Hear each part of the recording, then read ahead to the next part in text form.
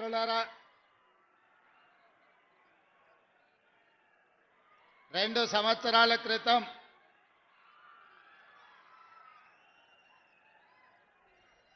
December 3,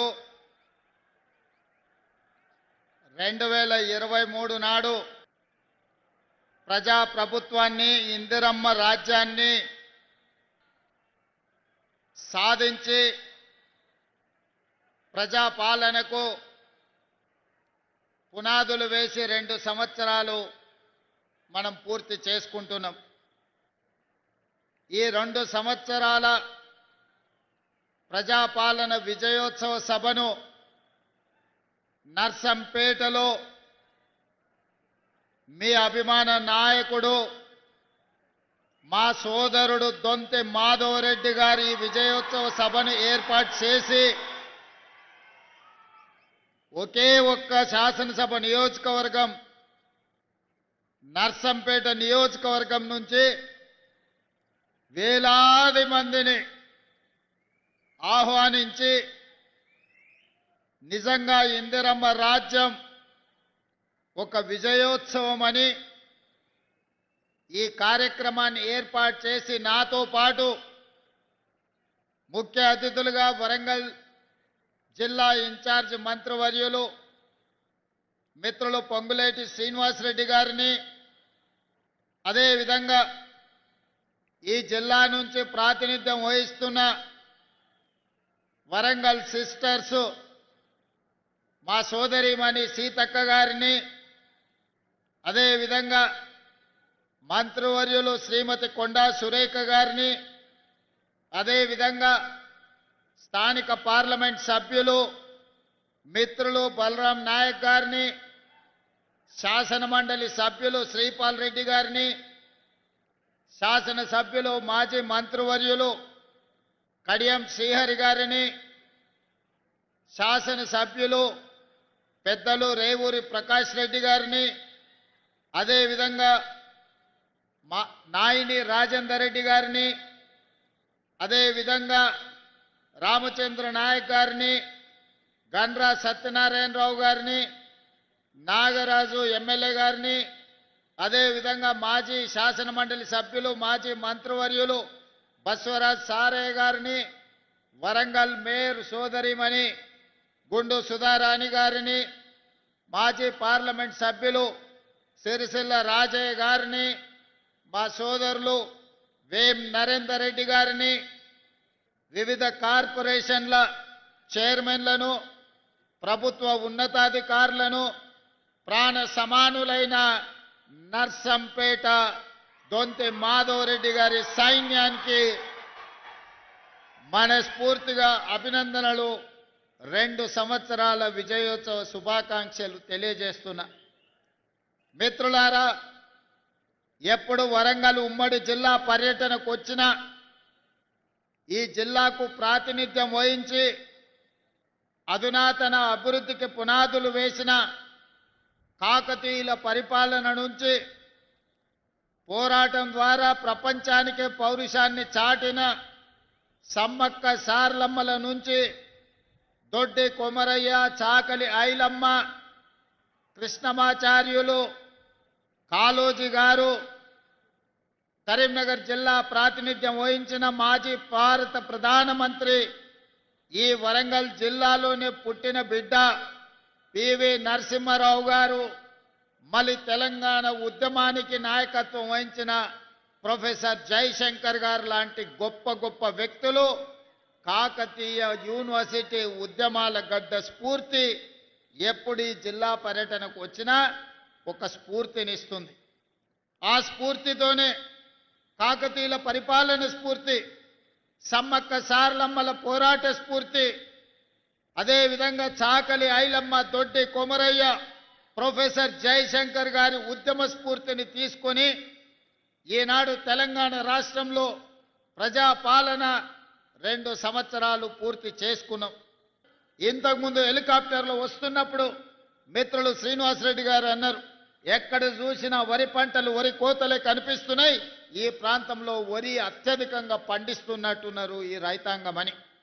నేను గుర్తు చేయదలుచుకున్న ఈ ప్రాంత వరి రైతాంగం పండించే రైతులకు ఈనాడు ఇందిరమ్మ పాలనలో మీరు వరి పండించండి, మీరు పండించిన చివరి గింజ వరకు ఈ ప్రభుత్వం కొనుగోలు చేస్తుంది, మీరు సన్న వడ్లు పండించండి, 500 రూపాయల బోనస్ ఇచ్చి మిమ్మల్ని ఆదుకుంటాం, మీకు గిట్టుబాటు ధరనే కాదు వ్యవసాయాన్ని లాభసాటిగా చేస్తామని చెప్పి ఈనాడు మన ప్రభుత్వం నిర్ణయం తీసుకున్నది. తెలంగాణలో దుక్కి దున్నే ప్రతి రైతుకు ఈనాడు 24 గంటల ఉచిత విద్యుత్తునిచ్చి, ఉచిత విద్యుత్ అంటే మాది, ఆ పేటెంట్ రైతు మాది. 2004లో దేశంలోనే మొట్టమొదటిసారి రైతాంగానికి ఉచిత కరెంట్ ఇస్తామని ఎల్బీ స్టేడియంలో ఆనాటి ముఖ్యమంత్రి డాక్టర్ వైఎస్ రాజశేఖర రెడ్డి గారు మొట్టమొదటి సంతకం పెట్టి రైతులకు ఉచిత కరెంట్ ఇస్తాం, వ్యవసాయాన్ని లాభసాటిగా చేస్తాం, రైతును రాజు చేసే బాధ్యత మేము తీసుకుంటామని ఆనాటికి ఉన్న రైతుల బకాయిలు 1200 కోట్లు మాఫీ చేయడమే కాకుండా వాళ్ళ మీద ఉన్న వందలాది క్రిమినల్ కేసులు ఎత్తేసింది. అలా మొదలైన 2004 ఉచిత కరెంటు ఈనాడు 24 గంటలు కాంగ్రెస్ పరిపాలనలో అందిస్తున్నామంటే ఆ పేటెంట్ రైతు మనది, మనం కొనసాగిస్తున్నాం. ఇదే కాదు, ఈనాడు మీరు ఆలోచన చేయండి, ఆనాడు సంవత్సరానికి ఎకరాకు 10,000 ఇస్తే ఈనాడు రైతు భరోసా పథకం కింద సంవత్సరానికి 12,000 రూపాయలు. మొన్న జరిగిన రైతు భరోసా కార్యక్రమంలో 9 రోజుల్లో 1,50,00,000 ఎకరాలకు 9,000 కోట్ల రూపాయలు మీ ఖాతాలలో టకా టకా టకామని మీకు కనక వర్షం కురిపించి రైతు భరోసాలో భాగంగా 9,000 కోట్ల రూపాయలు 3 నెలల కింద రైతు భరోసా పథకంలో ఇచ్చినాం. రైతు రుణమాఫీ ఆనాటి ప్రభుత్వం 1,00,000 రూపాయలు రుణమాఫీ చేస్తా అని 4 విడతలని మిత్తి మేమే కడతామని అసలు మిత్తి తడిసి మోపెడై నెత్తి మీద అప్పై రైతు చేతిలోకి చిప్పొచ్చింది తప్ప రైతు రుణమాఫీ జరగలేదు. ఆయన గారు ఇచ్చింది అసలు కాదు కదా, వడ్డీకే సరిపోలే. కానీ మన ప్రభుత్వం అధికారులకు వచ్చిన వెంబడే ఇచ్చిన మాట ప్రకారం 25,35,000 మంది రైతులకు 20,614 కోట్ల రూపాయలు రైతు రుణమాఫీ 2 లక్షల రూపాయల వరకు చేసి ఇచ్చిన మాట నిలబెట్టుకున్న ప్రభుత్వం, రైతులను ఆదుకొని గుండెల్లో పెట్టి చూసుకున్న ప్రభుత్వం ఇందిరమ్మ రాజ్యం అని చెప్పి నేను ఈరోజు చెప్తున్నా. ఈనాడు భారతదేశంలోనే మీడియా మిత్రులు రాసుకోవాలి, ఆనాడు వరి పండిస్తే ఉరి అన్నాడు. ఈనాడు దేశంలోనే అత్యధికంగా వరి పండిస్తున్న రాష్ట్రం తెలంగాణ రాష్ట్రం. 3వసారి భారతదేశంలోనే వరి ఉత్పత్తిలో మొదటి స్థానంలో నిలబడ్డది. 1,56,1,56,00,000 మెట్రిక్ టన్నుల ఉత్పత్తిని ఒకే ఒక్క సీజన్లో పండించి పంజాబ్ హర్యానాలను దాటుకొని ఆంధ్రప్రదేశ్ రాష్ట్రానికి 2 అధికంగా వడ్లు పండించిన రాష్ట్రం తెలంగాణ రాష్ట్రంలో ఉంది. మరి ఆనాడు వడ్లు కొనమంటే కొనకపోతే కల్లాలలోనే రైతులు ప్రాణాలు వదులుకున్నది మనం చూసినాం. పోలీసులతోని లాఠీ చార్జీలు చూసినాం. ఈనాడు కల్లోలంలో ఉన్న కల్లాలను ఈ ప్రభుత్వం ఆదుకొని రైతులు పండించిన ప్రతి గింజను ఈరోజు మనం కొనుగోలు చేసినాం. సన్న వడ్లకు 500 రూపాయల బోనస్ ఇచ్చినాం. ఇవన్నీ ఇవ్వడమే కాదు, ఇవాళ మా ఆడబిడ్డలు మా అక్కలుండ్రు, మా అక్కల్ని ఆలోచన చేయమని నేను అడుగుతున్నా. ఆయన రేషన్ కార్డు ఇవ్వాలంటే కేసీఆర్ ఆయన ఆస్తి రాసిచ్చినట్టు గజ్వెల్లో ఫామ్ హౌస్ రాసిచ్చినట్టు చేసిండు.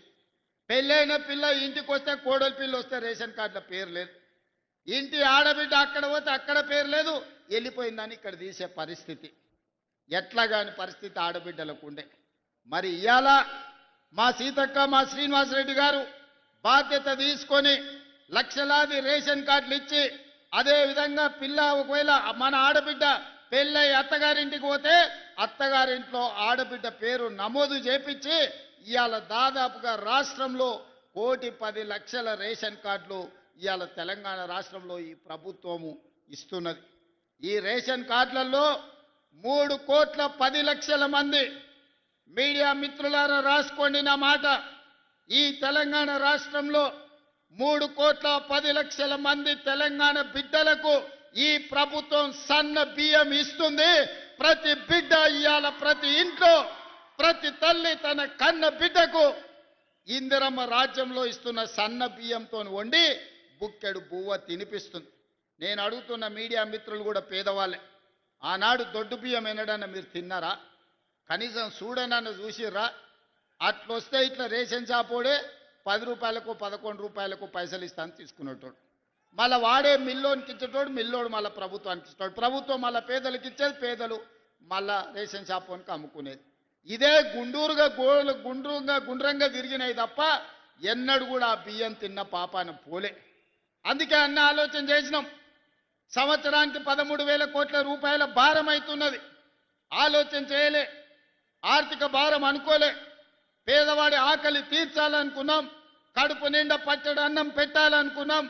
ఎన్ని అడ్డంకులు వచ్చినా, ఎన్ని ఆర్థిక ఇబ్బందులు వచ్చినా వాటన్నిటిని అధిగమించి ఈనాడు ప్రతి పేదవాడికి సన్న బియ్యం ఇస్తున్నాం. మా అక్కలు చెప్పాలి, రేషన్ షాప్ దగ్గర నిలబడి సన్న బియ్యం తెచ్చుకుంటున్న మాట వాస్తవం కాదా? సంటి పిల్లలకు సన్న బియ్యం తినిపిస్తున్న మాట నిజం కాదా? ఇవాళ మన ప్రభుత్వంలో సన్న బియ్యం వండి పెడుతున్నాం. ఈ విధంగా ప్రతి పేదవాళ్ళని దృష్టిలో పెట్టుకొని సంక్షేమ పథకం పేదవాళ్లకు అందాలని, పేదల యొక్క యోగక్షేమాల కోసం ఈనాడు మనం ఆలోచన చేస్తున్నాం. మా మాధవరెడ్డి అని ఇప్పటి దగ్గర ఒకటే చెప్పిండు, మర్యాదగా చెప్పిండు, జర భయపెట్టినట్టు చెప్పిండు. ఏమడిగిండే? ఆయన కోసం ఏం కాంట్రాక్ట్ అడగలే, పేదోళ్ళ కోసం ఇందిరమ్మ ఇండ్లు అడిగిండు. ఆ ఇళ్ళ 2004 నుంచి 2014 వరకు 10 సంవత్సరాలల్లా తెలంగాణ రాష్ట్రంలో వైఎస్ రాజశేఖర రెడ్డి గారి నేతృత్వంలో 25 లక్షల ఇందిరమ్మ ఇండ్లు ప్రతి పేదవాడికి తండాలలో, గూడాలలో, మారుమూల పల్లెల్లో, అడవులో ఎక్కడో ఉన్న వాళ్ళని కూడా 25 లక్షల ఇందిరమ్మ ఇండ్లు ఆ 10 సంవత్సరాలలో కట్టించినాం. మరి ధనిక రాష్ట్రం 16,000 కోట్ల రూపాయల మిగులు బడ్జెట్తోని చంద్రశేఖరరావు గారికి అప్పచెప్పిన 2014లో కాంగ్రెస్ పార్టీ 10 ఏళ్ళు ముఖ్యమంత్రిగా ఉన్నాడు. నేను ఇక్కడ ఉన్నోళ్ళని అందరిని అడుగుతున్నా, డబుల్ బెడ్రూమ్ ఇల్లు ఇస్తా అన్నాడు కదా, మీకెవరికైనా డబుల్ బెడ్రూమ్ ఇల్లు వచ్చిందా? ఇక్కడ వేలాది మంది ఉన్నారు కదా. హనుమాన్లో గుడి లేని ఊరని ఉండొచ్చు, కానీ ఇందిరమ్మ ఇల్లు లేని ఊరు లేదు. ఏ ఊర్లైనా గుడైనా, బడైనా, తాగనిక నీళ్ళ ట్యాంక్ అయినా, ఇందిరమ్మ ఇల్లైనా మనమిచ్చిందే. ఇక్కడికి వచ్చిన వాళ్ళు గుండె మీద చేసుకొని ధైర్యంగా నిలబడి చెప్పొచ్చు. ఇవాళ వాళ్ళని అడుగుండ్రి, ఏ ఊర్లో డబుల్ బెడ్రూమ్ ఇల్లు ఇచ్చిండ్రో చూపియమనుండ్రి, ముఖ్యమంత్రిగా నేనే వస్తా. కొన్ని ఊర్లలో పోయి ఉన్నాయి గులగొట్టిండు. వాళ్ళకి ఇక చెప్పిండయా ఊరిచ్చిండంటే వరంగల్లోనే మీ కాలనీ మొత్తం అసలు గుడిసెలు ఏముండవని మొత్తం కాలనీ ఊడగొట్టిండు. ఏమైంది? చివరికి ఇల్లు వీకి పందిరేసుకున్నట్టు బజార్ పాలైంది వాళ్ళ బతికే ఆయన నమ్ముకుంటే. మళ్ళా ఆయన మేధావి, కోడి కొయ్యాలి, కళ్ళు కొయ్యాలి, దావత్ ఇయ్యాలి అని కూడా అడిగిండు వరంగల్లో. పాపం మంచోళ్ళే, తెలుగు కల్లోలే వరంగల్లో, కానీ ఆయన మాయమాటలు పడి మోసపోయింది. కోడి పెంచి ముదిరిపోయింది. లాస్ట్కు ఎవరెత్తుకపోయారో ఆ కోడిని, కానీ ఇవాళ పేదోళ్ళ దగ్గర ఇల్లు ఇయ్యలే. అందుకే ప్రభుత్వం వచ్చిన ఎంబడే పేదవాడి ఆత్మ గౌరవం పెరగాలి అని అంటే ఇందిరమ్మ ఇల్లు ఉండాలి. ఇందిరమ్మ ఇల్లు ఉండాలి అనంటే ప్రభుత్వం ఆర్థిక భారమైనా పర్వాలేదు, ఇచ్చి తీరవలసిందే అని మొదటి విడతగా ప్రతి నియోజకవర్గానికి 3,500 ఇండ్లు, దాదాపుగా 4,50,000 ఇండ్లు, 22,500 కోట్లతోని పేదలకు ఇండ్లు ఇచ్చినాం. ఇవాళ ప్రతి గ్రామంలో ఇందిరమ్మ ఇండ్ల పనులు మొదలైనవి. అందుకే ఈరోజు ధైర్యంగా ఆ సంతోషంతో మీ అందరి అభిప్రాయాన్ని సోదరుడు మాధవరెడ్డి గారు మా కనీసం ఇంకొక 3,000 ఇయ్యమంటుండు. ఎప్పుడైనా పండ్లు కాసే చెట్టుకే రాళ్ళు పడతాయి, పెడతామంటే అడుగుతారు, కొడతామంటే దూరం పోతారు. అందుకే మాధవన్న నువ్వు ఎట్లన్నా వేసి ఇంకా మళ్ళీ 3,000 ఇండ్లు రాబట్టాలని ఉపాయం వేసిండు మీ అందరి కోసం. నేను ఇంత పెద్ద ఎత్తున సభ పెడితే మాధవన్న సంతోషంతో పెట్టిండు అనుకున్నా. మాధవన్న మీటింగ్ మతలబ్తోనే పెట్టిండు, ఎట్లయినా ముఖ్యమంత్రి గారిని అందరి ముందు అడిగితే కాదనుకుంటా ఇస్తాడని. నిజంగానే నియోజకవర్గాలలో పేదోళ్ళకి ఇండ్లు ఇచ్చే నాయకులు అంటే నాకు ఇష్టం. పేద ప్రజల్ని ఆత్మ గౌరవంతో బ్రతకడానికి సహకరించే శాసనసభ్యుడు ఉంటే భుజం తట్టి ప్రోత్సహించాలనేదే మన ప్రభుత్వం యొక్క ఆలోచన.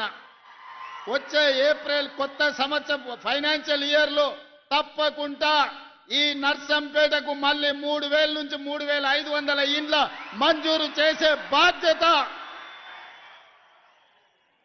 గృహ నిర్మాణ శాఖ మంత్రివర్యులు పొంగులేటి శ్రీనివాసరెడ్డి గారు తీసుకుంటున్నారు.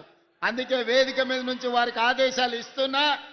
వచ్చే బడ్జెట్ ఇయర్లో ఖచ్చితంగా నర్సంపేటకు 3 నుంచి 3,500 ఇండ్లు మంజూరు చేసే బాధ్యత పొంగులేటి శ్రీనివాసరెడ్డి గారికి అప్పచెప్తున్నా.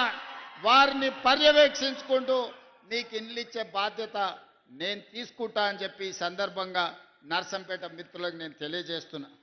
మిత్రులారా, ఇవాళ మా ప్రభుత్వం మొట్టమొదటి భారత ప్రధానమంత్రి పండిత్ జవహర్లాల్ నెహ్రూ గారిని ఆదర్శంగా తీసుకున్నాం. ఆనాడు వారు అన్నారు, ఈ దేశం విద్య లేకపోవడం, ఈ దేశం ఆకలి కేకల్లో చనిపోతుంది, నిరక్షరాస్యత వల్ల ప్రపంచంతో పోటీ పడలేకపోతున్నాం. అందుకే ఎడ్యుకేషన్ అండ్ ఇరిగేషన్ నా పాలసీ అని పండిత్ జవహర్లాల్ నెహ్రూ గారు చెప్పారు. అందుకే ఈనాడు ఈ దేశంలో ఉన్న గొప్ప గొప్ప యూనివర్సిటీలన్నీ మొట్టమొదటి ప్రధానమంత్రి గారు మొదలుపెట్టినది కాంగ్రెస్ పార్టీ కట్టిన కాకతీయ యూనివర్సిటీ. ఇవాళ వరంగల్లో దేశానికి ఎంతో మంది మేధావులను అందించిన యూనివర్సిటీ అది కాంగ్రెస్ పార్టీ మొదలుపెట్టింది. ఇవాళ ప్రాజెక్టులు పండిత్ జవహర్లాల్ నెహ్రూ గారు మొదలుపెట్టిన ప్రాజెక్టులు ఈ దేశంలో ఆ పక్కన బ్రాత్రానంగల్ కావచ్చు, ఈ పక్కన నాగార్జున సాగర్ కావచ్చు, అటు పక్కన శ్రీశైలం కావచ్చు, ఇవాళ కరీంనగర్ వరంగల్ జిల్లాలకు నీళ్లు ఇస్తున్న SRSPని కూడా పండిత్ జవహర్లాల్ నెహ్రూ గారు మొదలుపెట్టిందే. ఆ నీళ్ళే ఈనాడు పంటలు పండిస్తున్నాయి, మన కడుపు నింపుతుంది. ఇవాళ ఇంకొక అడుగు ముందుకేసినాం, కమ్యూనికేషన్ వ్యవస్థ డెవలప్ అయింది. అందుకే education, irrigation and communication, communication in roads, communication in ports, communication in airports, communication in technology, వీటన్నిటిని కూడా తీసుకొని తెలంగాణ రైజింగ్ గ్లోబల్ సమ్మిట్ ని ఈ నెల 8, 9 తారీఖు నాడు ప్రపంచ స్థాయిలో ఈ రోజు కార్యక్రమాలను తీసుకున్నాం. దాంట్లో భాగంగానే మిత్రులారా ఇవాళ వరంగల్కి ఎయిర్పోర్ట్ తీసుకొస్తున్నాం. ఒక్క రోజైనా కేసీఆర్ ఆలోచన చేసిండా? ఆనాడు సోనియా గాంధీ గారు, రాహుల్ గాంధీ గారు, మన్మోహన్ సింగ్ గారు నిర్మించిన ఔటర్ రింగ్ రోడ్ అంతర్జాతీయ ఎయిర్పోర్ట్ తెలంగాణకు పెద్ద దిక్కు అయింది తప్ప తెలంగాణ రాష్ట్రంలో ఒక్క ఎయిర్పోర్ట్ లేదు. గా పక్కలో ఉన్న ఆంధ్రప్రదేశ్లో 6-7 ఎయిర్పోర్ట్లు ఉన్నాయి, మహారాష్ట్రలో 10-12 ఉన్నాయి, కర్ణాటకలో 7-8 ఉన్నాయి. కానీ తెలంగాణ రాష్ట్రంలో 10 ఏళ్ళకు మరి ఎందుకు దేవుడు బుద్ధి కలిగించలేదో, జ్ఞానోదయం ఇవ్వలేదో, విదేశాలలో చదువుకున్నాం, సాంకేతిక నిపుణులం అని పెద్ద పెద్ద పొడుగు ఉపన్యాసాలు ఇస్తారు. కనీసం తెలంగాణకు 2వ ఎయిర్పోర్టు తేవాలని ఆలోచన అయినా చేసిండ్రా? తెలంగాణకు లేని పోర్టుకు కనీసం రోడ్డు అయినా వేద్దామని ఆలోచన చేసిండ్రా? అందుకే ఈనాడు మన ప్రభుత్వం వచ్చినెంబడే సురేఖమ్మతో, సీతక్కతో, రాజేందర్తో మాట్లాడి ఖచ్చితంగా హైదరాబాద్ నగరంలో ఏమేమి ఉన్నాయో, హైదరాబాద్ నగరానికి ఔటర్ రింగ్ రోడ్ ఉంటే వరంగల్కి ఔటర్ రింగ్ రోడ్డు నిర్మించాలి అని నిర్ణయం తీసుకున్నాం. హైదరాబాద్లో అండర్ గ్రౌండ్ డ్రైనేజ్ ఉంటే వరంగల్ పట్టణానికి అండర్ గ్రౌండ్ డ్రైనేజ్ తీసుకురావాలని నిర్ణయం తీసుకున్నాం. హైదరాబాద్లో ఎయిర్పోర్ట్ ఉంటే వరంగల్లో ఎయిర్పోర్ట్ ఉండాలి అని రైతులను ఒప్పించి మెప్పించి భూసేకరణ చేసి డిసెంబర్ ఆఖరి వరకు భూసేకరణ పూర్తి చేసి మార్చి 31 తారీఖు లోపల వరంగల్లో ఎయిర్పోర్ట్ పనులను ప్రారంభించుకుంటాం, అండర్ గ్రౌండ్ డ్రైనేజ్ పనులను ప్రారంభించుకుంటాం, వరంగల్కు ఔటర్ రింగ్ రోడ్డు నిర్మాణ పనులను చేపడతామని నేను ఈ వేదిక మీద నుంచి చెప్తున్నా. హైదరాబాదు నగరంలో ఏమేమి అభివృద్ధి ఉందో వరంగల్ పట్టణానికి కూడా ఇవాళ అభివృద్ధి కార్యక్రమాలను అన్నిటిని కూడా మన ప్రభుత్వం తీసుకుంటుంది. ఇవన్నీ ఈనాడు మా అక్కలు ఇందిరమ్మ ఇండ్లు అక్కలకే ఇచ్చినాం. 27,000 కోట్ల రూపాయల వడ్డీ రుణమా వడ్డీ 0 వడ్డీ మా అక్కల చేతికే ఇచ్చినాం. ఆర్టీసీ బస్సులో ఉచిత ప్రయాణమే కాదు, ఆర్టీసీ బస్సులకు మా అక్కల్ని యజమానులను చేసినాం. సౌర విద్యుత్ ఉత్పత్తిలో అదాని అంబానీలతో పోటీ పడేటట్టు ఇవాళ మా అక్కలకు సౌర విద్యుత్ ఉత్పత్తి చేసే వ్యాపారాన్ని ఇచ్చినాం. పెట్రోల్ బంకులు రిలయన్స్ వాళ్ళే కాదు, మా ఆడబిడ్డలు కూడా మహిళా సంఘాలు ఇవాళ పెట్రోల్ బంకులు పెట్టి నడుపుకునే పరిస్థితి మా అక్కలకు కల్పించినాం. హైటెక్ సిటీ పక్కన ఇన్ఫోసిస్, మైక్రోసాఫ్ట్, హైటెక్ సిటీ లాంటి సంస్థలు ఉంటే 3.5 ఎకరాలల్లో 150 షాపులల్లో రాష్ట్రం నలుమూలల ఆడబిడ్డలు చేసే ఉత్పత్తులను అమ్మడానికి పెద్ద నైట్ బజార్ను, ఇందిరా మహిళా శక్తి నైట్ బజార్ను, శిల్పారామం ఆనుకొని 100 కోట్ల రూపాయల భూమిని ఇవాళ మా అక్కలకి ఇచ్చినాం. మా అక్కలు తయారు చేస్తున్న ఉత్పత్తులు రేపటి నుంచి మా మీడియా మిత్రులు అమెజాన్లో ఆన్లైన్లో చూసి కొనుక్కోవచ్చు. తొందరలోనే ఆన్లైన్లో కూడా మా అక్కలు అమ్మే వస్తువులు ప్రపంచానికి అంతా పరిచయం చేస్తున్నాం. ఇవాళ ఈ రాష్ట్రంలో 1 కోటి మంది మహిళల్ని కోటీశ్వరులను చెయ్యాలి. ఆడబిడ్డలు కోటీశ్వరులు అయితే ఆ కుటుంబం బాగుపడుతుంది, ఆ పిల్లలు చదువుకుంటారు, ఆ ఇంటి మర్యాద పెరుగుతుంది, ఆ కుటుంబంలో అన్ని పరిస్థితులు బాగుంటాయని మేము విశ్వసిస్తున్నాం. దాంట్లో భాగంగానే 1 కోటి మంది మహిళల్ని కోటీశ్వరులు చేసే కార్యక్రమం తీసుకొని ఈ పథకాలన్నీ కూడా తీసుకొచ్చినాం. ఇవాళ ఇదే కాదు, తెలంగాణ ఆడబిడ్డలకు పుట్టింటి వాళ్ళు పెట్టే చీర సారె. సారె అనేది ఒక పండుగ ఆడబిడ్డలకు. ఎంత కష్టమున్నా, ఎంత పేదవాళ్ళు ఉన్నా ప్రతి సంవత్సరం ఒక్కసారన్నా పుట్టింటోళ్ళు ఆడబిడ్డకు చీర పెడతారు సారె రూపంలో. ఒకవేళ మరీ పేదరికం ఉంటే 3-4 ఏళ్ళల్లో తప్పకుండా పెడతారు, అది ఒక సాంప్రదాయం. ఇవాళ అందుకే తెలంగాణలో ఉండే ఆడబిడ్డలకు తల్లిదండ్రులు, సొంత సోదరుడు ఏ విధంగా పండుగ పూట చీర పెడితే సారే అవుతుందో, మీ సోదరుడు రేవంత్ అన్న ప్రతి సంవత్సరం ఆడబిడ్డలకు చీర పెట్టాలి, ఆ చీర సారె పండుగ మీరు చేసుకోవాలని సీతక్కకు ఆదేశాలు ఇచ్చి ఈనాడు తెలంగాణ రాష్ట్రంలో గ్రామీణ ప్రాంతాలలో ఉన్న 65 లక్షల ఆడబిడ్డలకు ఇవాళ మన చీరల పంపిణీ కార్యక్రమం మొదలుపెట్టినాం. ఇవాళ సంవత్సరం కింద ఆర్డర్ ఇస్తే 65 లక్షలు వచ్చినాయి. ఇంకా 35 లక్షల చీరలు రావాలి. మార్చిలో ఇస్తామన్నారు ఉత్పత్తి సంస్థలు. పట్టణ ప్రాంతాలలో మున్సిపాలిటీలో ఉండే ఆడబిడ్డలకు మార్చి నెలలో అంతర్జాతీయ మహిళా దినోత్సవం సందర్భంగా పట్టణ ప్రాంతాలలో మున్సిపాలిటీలలో ఉండే ఆడబిడ్డలకు కూడా 35 లక్షల చీరలు ఇస్తాం. మొత్తానికి రాష్ట్రంలో 1 కోటి మంది ఆడబిడ్డలకు 1 కోటి చీరలు పెట్టి సారబెట్టే బాధ్యత ఈ ప్రభుత్వం తీసుకుంటుంది. మొన్న చర్చల సందర్భంగా సురేఖకు ఒక మాట చెప్పింది, అన్న తిడుతుర్రు అని. ఎందుకు అక్క అన్న? ఏమో అన్న, కేసీఆర్ ఉన్నప్పుడు బతుకమ్మ చీరిస్తే చీర తీసుకున్న ప్రతి ఆడబిడ్డ బండబూతులు తిట్టేది కేసీఆర్ను. గింత పనికిమాల చీరిస్తాడా, ఇది తీసుకుపోయి చేన్ల కాడ పిట్టల కడ్డం కడుతున్నాం, వాళ్ళు కట్టుకుంటారా ఈ చీర అని. కరెక్టే అక్క, మరి నాడు అట్లనే తిట్టిండ్రు అని. మరి ఇప్పుడు మనల్ని ఎందుకు తిడుతురు అక్క అంటే, అక్కడక్కడ చీరలు రానోళ్ళు తిడుతురు, రేవంత్ ఎక్కువ ఏమన్నా నష్టం వచ్చినాదయ్యా, ఇంతమందికి ఇచ్చారు, మా నలుగురికి ఇస్తే ఊరంతా అయిపోతుండే కదా, మా నలుగురికి రాలేదని తిడుతున్నారు అన్న అని. అందుకే నేను ఆలోచన చేసిన, అక్కడ మా అక్కలు ఇగో ఇందిరమ్మ చీరలు కట్టుకొని వచ్చారు, మంచిగా ఎట్లున్నారు చూడు. అందుకే ఏ ఒక్క ఆడబిడ్డ కూడా నాకు చీర రాలేదని చెప్పొద్దు. నేను ఈ వేదిక మీద నుంచి చీఫ్ సెక్రటరీ గారికి, జిల్లా కలెక్టర్లకు నేను ఆదేశాలు ఇస్తున్నా. ప్రతి ఆడబిడ్డకు చీర చేరాల్సిందే. చీర బాగుంది, చీర అద్భుతంగా గౌరవంగా పండగ పూట మన ఆడబిడ్డలు కట్టుకునేటట్టుగా ఉన్నది. అందుకే ప్రతి ఆడబిడ్డకు చీర చేరాలి. ఏ ఒక్క ఆడబిడ్డ కూడా నాకు చీర రాలేదు అనే మాట నాకు రాకూడదు. ఇక విద్యార్థుల చదువుల గురించి young India integrated residential schools కావచ్చు, యంగ్ ఇండియా స్కిల్స్ యూనివర్సిటీ కావచ్చు, యంగ్ ఇండియా స్పోర్ట్స్ యూనివర్సిటీ కావచ్చు, ఈ రోజు పిల్లల చదువులే. ఇక పంచడానికి భూములు లేవు, ఇవ్వడానికి ఆస్తులు లేవు. నాకున్నదల్లా ఒక్కటే, పేదవాళ్లకు, దళితులకు, గిరిజనులకు, ఆదివాసీలకు, బలహీన వర్గాల బిడ్డలకు, మైనారిటీల పిల్లలకు చదువు ఒక్కటే రక్షణ. చదువు ఒక్కటే మీ జీవితాన్ని, మీ తలరాతను మారుస్తుంది. మీరు చదువుకోండి, మీకు నాణ్యమైన చదువునిచ్చి మిమ్మల్ని డాక్టర్లుగా, లాయర్లుగా, ఇంజనీర్లుగా, ఐఏఎస్లుగా, ఐపీఎస్లుగా తీర్చిదిద్దే బాధ్యత నాది. మా అక్కలందరికీ ఒకే మాట చెప్తున్నా, చదువుకున్నవాడే గుణవంతుడు, చదువుకున్నవాడే ధనవంతుడు. నీ కొడుకు చదువుకుంటే ఈ రాష్ట్రాన్ని, దేశాన్ని పాలిస్తాడు. నీ బిడ్డ డాక్టరు, ఇంజనీర్ అయితే నిన్ను కళ్ళల్లో పెట్టి, గుండెల్లో పెట్టి చూసుకుంటుంది. పిల్లల్ని చదివించుకోండి. పిల్లల్ని చదివించకపోతే ఎంత భూమి ఉన్నా ఏం ఉపయోగం లేదు.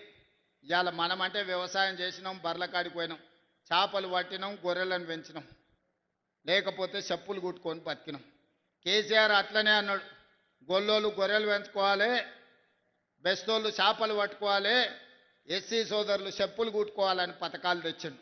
ఎందుకంటే ఆయన పిల్లలు రాజ్యం మేలుకోవాలంటే మీరందరూ చేపలు పెంచాలి, గొర్రెలను పెంచుకోవాలి. నేను అట్లా చెప్తలేను. మన తాతలు ముత్తాతలు 10 తరాల నుంచి ఆ వృత్తి చేసి మన బతుకులలో మార్పు రాలే, మన జీవితంలో వెలుగు నింపలే. అందుకే ఇవాళ ఈ వేదిక మీద చాలామంది బలరాం నాయక్ గారి నుంచి చాలామంది ఇక్కడ ఎస్టీ సోదరులు, మా సీతక్క లాంటి వాళ్ళు, కొండ సురేఖమ్మ లాంటి వాళ్ళు ఇవాళ ఎమ్మెల్యేలు మంత్రులు అయినంటే చదువుకోబట్టే. చదువు ఒక్కటే మన జీవితంలో మార్పు తీసుకొస్తుంది. చదువు ఒక్కటే ప్రపంచంలో మనల్ని నిలబెడుతుంది. చదువు ఒక్కటే ప్రపంచంతో పోటీ పడే విధంగా తీర్చిదిద్దుతుంది. పిల్లలను చదివించుకోండి.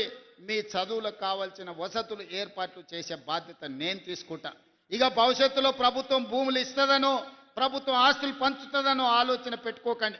మీ ఇంట్లో నీ బిడ్డనో నీ కొడుకో ఒక ఐఏఎస్ఓ ఐపీఎస్ఓ అయితే భవిష్యత్ తరాలన్నీ మీ జీవితాలు మారిపోతాయి.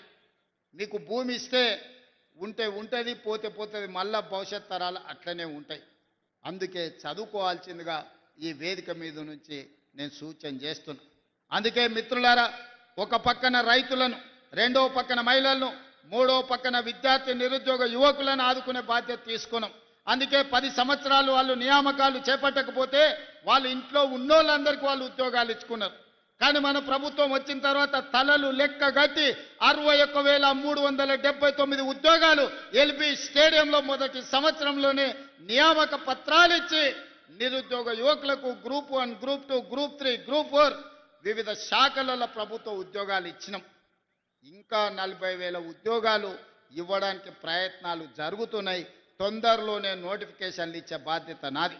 నేనే ఉదాహరణ, 2006లో నేను జడ్పీటీసీ ఇండిపెండెంట్గా గెలిచిన, 2007లో ఎమ్మెల్సీ ఇండిపెండెంట్గా గెలిచిన, 2009లో ఎమ్మెల్యేగా గెలిచిన, 2014లో ఎమ్మెల్యేగా గెలిచిన, 2019లో ఎంపీగా గెలిచిన, 2021లో కాంగ్రెస్ పార్టీ ప్రెసిడెంట్నైనా, 2023లో తెలంగాణ రాష్ట్రానికి ముఖ్యమంత్రి అయ్యి 2025లో మాధవన్న పక్కన నిలబడి ఈ రాష్ట్రాన్ని అభివృద్ధి పదం వైపు నడిపించాలనుకుంటున్నా.